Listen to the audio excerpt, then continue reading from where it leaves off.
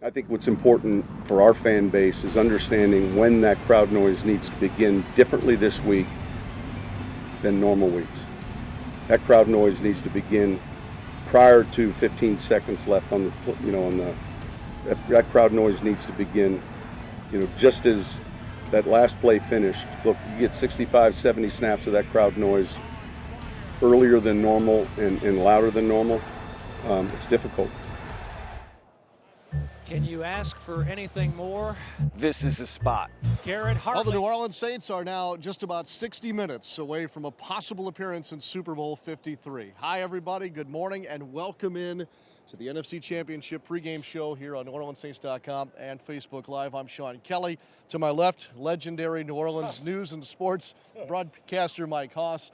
And, of course, to my right, your left, Senior Chief, I call him, senior writer for NewOrleansSaints.com, John DeShazier. Happy Championship Sunday, everybody. Man, when you walk in the building, there's a different feel. And there's not even anybody here yet, but it's a ramped up intensity from all over this building. And 205 cannot get here soon enough. I agree. And, John, it's kind of almost been this way now for days in the city itself. You can't go anywhere in this city without seeing black and gold or people calling for a who dat chant and everything else. The ramp up, as Mike said, not only just to the ballpark here, but to the city and the arrival of the teams here today. It's beyond what I think any of us could have imagined. I'm sure in some ways it rivals the 09-10 situation, but uniquely in its own self, this is a different feeling. This is a different approach for this team as we've gotten now to this final Sunday, these final four teams both across the NFC and AFC. Well, it might even be more intense because you think about it. Only two teams get to host these games, the conference championship games.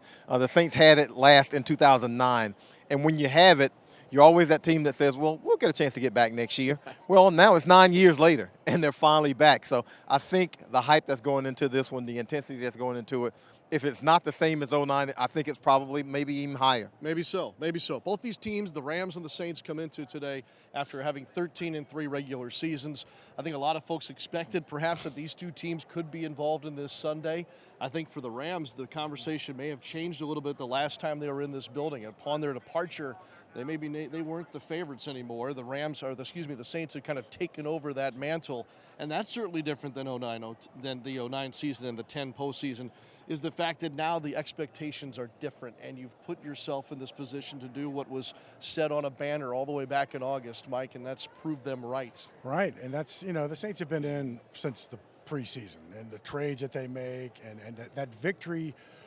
The Saints knew that they would have that mano-a-mano edge, the team-to-team edge, but I think the Saints also knew that because of the division that the Rams were in, that they would almost have to keep winning, which they had to do. The Rams in that Kansas City game, but then the Eagles go out with Nick Foles and beat them and kind of give the Saints that edge.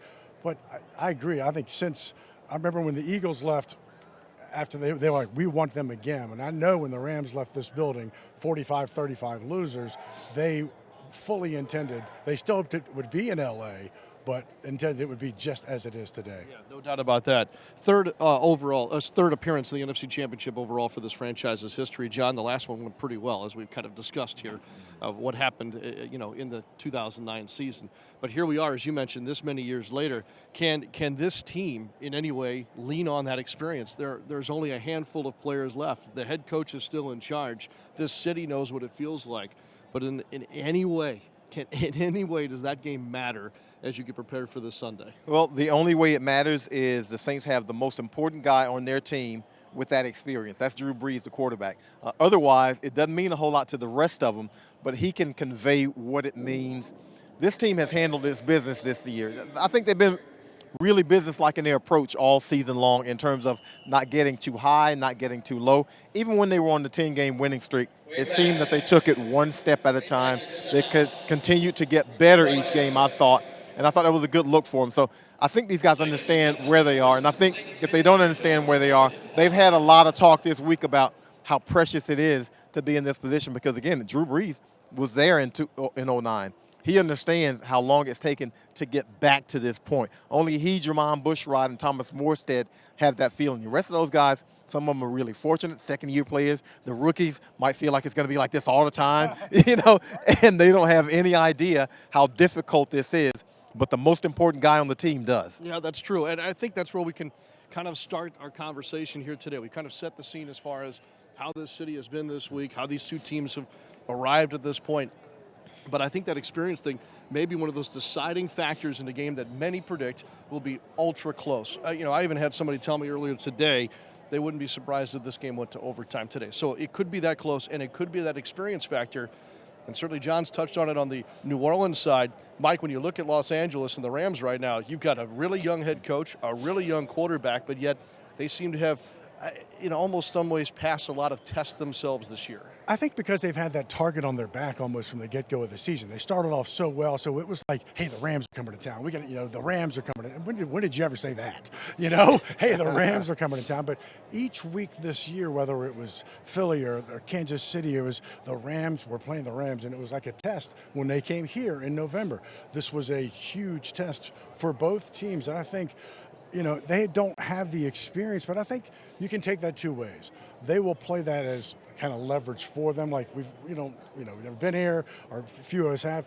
But you look back at that November game and how different the Rams really are just with C.J. Anderson, on that team and how they played against Dallas.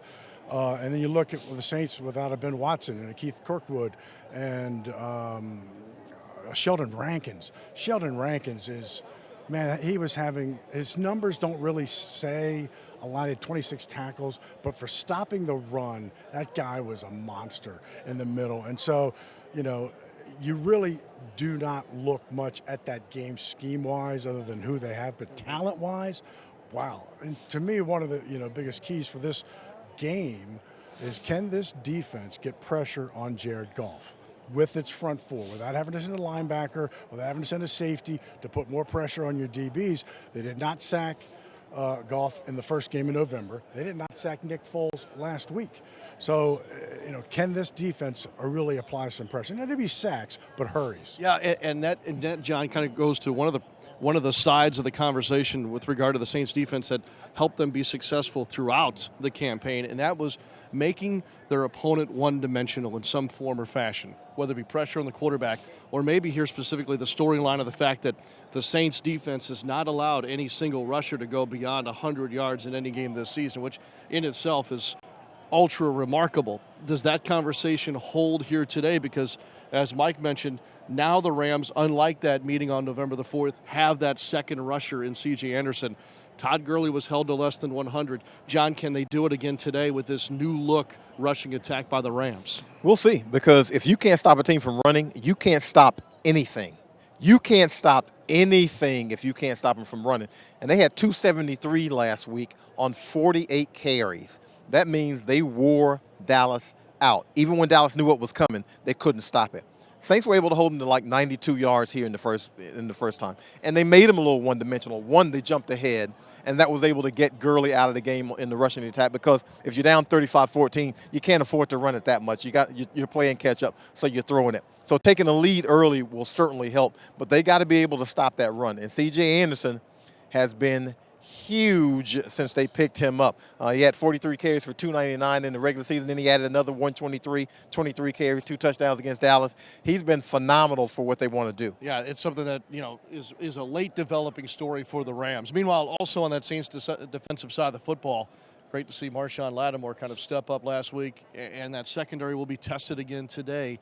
Let's not forget that Cooks and Woods are those two receivers on the Rams side that'll put a test to that Saints secondary that arguably has been up and down a little bit this year. You hope, after what you saw last week, Mike, that they're trending back up to where they were during the winning streak. Well, we haven't seen a lot of teams really go at Lattimore much. That first pick, his pick's certainly the ceiling of the second pick, but that first pick, if the Eagles go down and go up 21-0 in that game somehow, that first pick can never be overlooked as to how big it was. You're right, and if you'd have told me last week, well, the Saints had 11 penalties, I would have bet a lot of money that most of them would have been in the defensive secondary, but they weren't. And so if this secondary can play, and it's really the opposite, a PJ or Crawley, who's going to be that guy? But Brandon Cooks had a great game in November.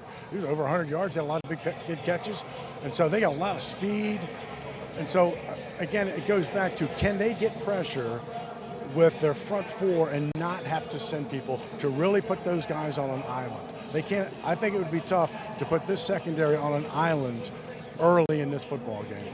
And they'll need the help, and they'll get the help from the second line of the Saints defense. Let's not ignore that Demario Davis has had an outstanding season, John, for the New Orleans Saints. That linebacking core has stayed relatively healthy as well. There's an important part of this game as anything else. Yeah, he, A.J. Klein, Alex Anzalone, I think really got it together as the season progressed. But Demario Davis has been the leader of that group. He's a sideline-to-sideline pursuer who's a guy who's also capable of being a thumper. He's able to get up into the line of scrimmage and get guys on the ground. He's going to be huge because C.J. Anderson is not a small guy. And if you're one-on-one with him, usually the defender ends up going backward. They got to be able to stop him, stone him, get him down at the short gains, and get them into passing positions. Now, Cooper Kupp isn't playing in this game. That helps the Saints secondary. Now, P.J. Williams is going to be huge, though, because whoever's in the slot, whether it's Robert Woods or somebody else, P.J. Williams has really played well lately. We know Eli Apple has warmed up. So those guys are going to have to hold up because Marshawn Lattimore, we kind of feel like we know what we're going to get out of him. But Eli Apple has taken some games where maybe it took a quarter to warm up a little bit. P.J. Williams has played pretty well. I think those two guys are going to have to hold up big. Yeah, certainly so. Let's flip to the other side of the football, guys, and let's get right to maybe the biggest storyline of the week heading into the NFC Championship for the New Orleans Saints offense, and that's, John, the health of the Saints offensive line. I think that it's going to look a lot the same as it did last week, but what can you update us on as far as how this week progressed? Well, we know Andrew Pete's hand might be a little bit better, but he still has the hand issue. Broke it toward the end of the regular season, had surgery reported, and he had a difficult time against Fletcher Cox last week. Who doesn't have a difficult time against Fletcher Cox? But critical to that is if the hand is damaged and he can't get inside and hold like those linemen do, then that affects his blocking. So I think the Saints might have to give him some help if he can't really clutch on the jersey on the inside and not get that holding penalty, because he did struggle last week. And, oh, by the way, Aaron Donald's in town. Yeah, no doubt. And when we saw some of those flags against Pete last week, none of us knew about his hand, Mike. It all made sense after the football game. You could see he just wasn't, as John said, he can't push this way. So he's almost automatically, his first step is a little bit back. So, but, you know, Aaron Donald and Ndamukong Suh, they combined for 59 tackles, 20 and a half sacks for Aaron Donald. Good gosh. And so when I look at this offense, can they run the ball, enough with Mark Ingram and Alvin Kamara to really help this receiving core who doesn't have Keith Kirkwood and no Ben Watson? And so obviously, if I'm the Rams, and every team says this, well, just stop Mike Thomas. Well, guess what? Nobody's been able to. And nobody's really done a good enough job of putting people on him. He had 3 catches over 20 yards last week. He had 211 yards in game 1 against his team, 171 last week. And the second receiver after him in both games was Alvin Kamara. So a Traquan Smith, somebody else on that side, Ted Ginn Jr., has got to step up. And I say that, but yet nobody's been able to stop Mike Thomas. So, if this offensive line can give Drew time and have a semblance of a running game, I'm wondering what Sean Payton is going to do, because he doesn't have some of these guys. You wonder what new wrinkle other than a Taysom Hill is going to be out there. We're going to see a new wrinkle. Yeah, no doubt. Austin Carr maybe is that wrinkle. Yeah, could be one of those guys. We know that Ben Watson's out, right? Have we fully now determined that? We think he's out. Okay. We think he's out. It was a strange thing, right? I understand. So Josh Hill could factor in prominently today, as well as the Saints tight end. You mentioned Mike Thomas and what he's been able to do now. It's unbelievable. You're right about that. Mark Ingram's 5 yards away from passing up Deuce McAllister for yards, all of them. That's regular season and playoffs. I think he'll get the 5 yards today, John. I think he'll finally make that mark, that name permanently inked in the Saints record book with a performance here today at home. Yeah, he will. I mean, he's the workhorse between the tackles guy.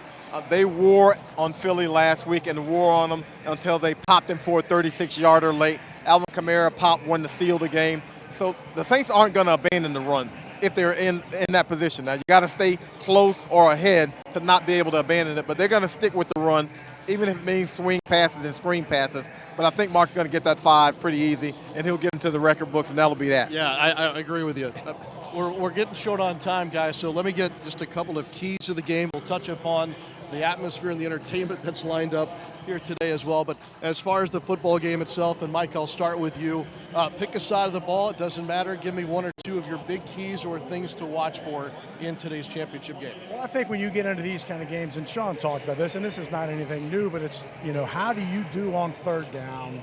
And how do you do when you get in the red zone? And that's offense and defense. The Saints last week were 8 of 15 on third down. And some of those third downs were double digits, which is not this football team's MO.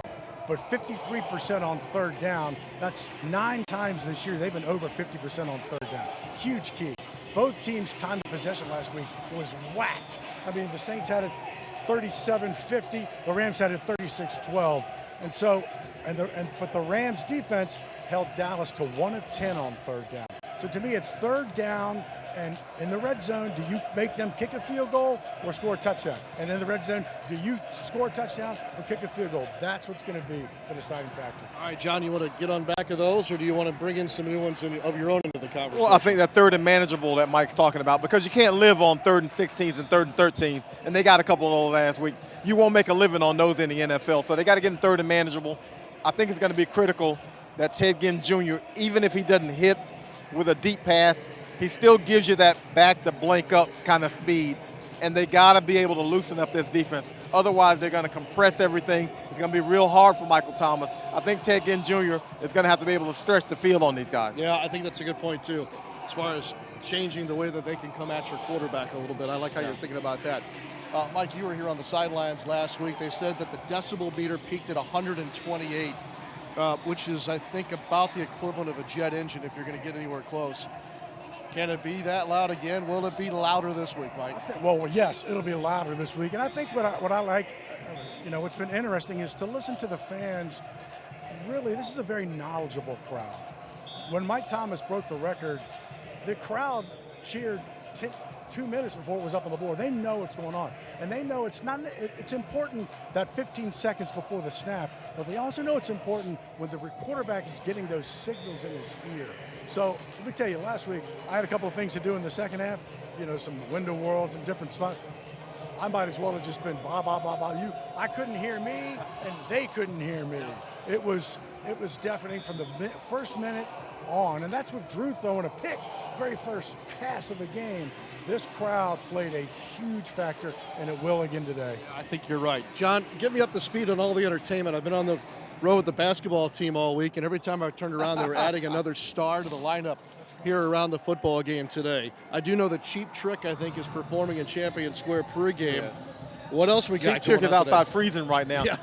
As far as I know, we're still at the same. Jimmy Buffett with the national anthem. We've got the Yin Yang Twins and Chop at halftime. If somebody else has been added, I don't know, because it looks like we've got everything you can possibly have around here. Yeah, no, it's going to be great. Expecting over 70,000 people. I know this. I live on the North Shore.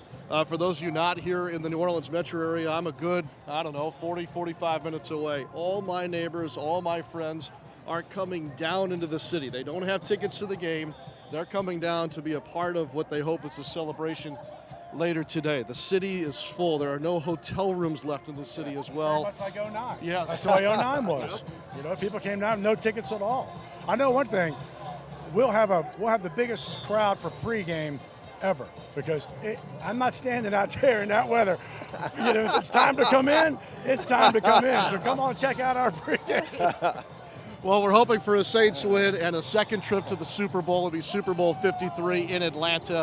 If that is the case later today, also a big fireworks celebration outside over Champion Square, following what we hope again is a Saints win over the Los Angeles Rams. We'll have full coverage all afternoon long at NewOrleansSaints.com and on your Saints mobile app.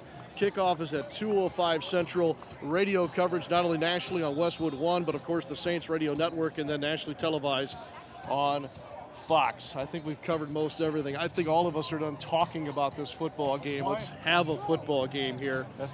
Yes, and then the winner, of course, moves on to face the winner of the primetime game tonight between the Patriots and the Kansas City Chiefs. And by the way, you said cold. The high temperature will be 28 degrees at Arrowhead Stadium today. All right, our production team put together a little hype video for all of us to get ready for this week's game, and that's what we want to finish with.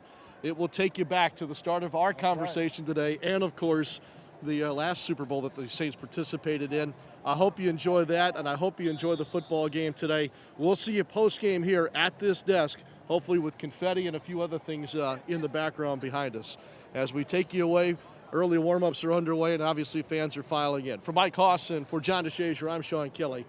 Go Saints. Can you ask for anything more? This is the spot. Garrett Hartley comes in with a chance to be the biggest hero in recent Saints memory. This is a spot where I stepped out onto the field with the opportunity to send the Saints to their first Super Bowl. This is a spot where I heard Coach Payton's voice say, just groove this thing. I don't want you thinking about anything but hitting that floor lane. This will be a 40-yard field goal attempt. Snap, placement, kick by Hartley. And it's good! Pigs have flown! This is a spot where I made pigs fly and hell freeze over. Hell is frozen over! In 24 hours, this is a spot to bring the energy, to bring the passion, to bring the noise. With over 70,000 screaming fans here in the Dome with a common purpose. This is a spot. This is a spot. This is a spot where we prove them right.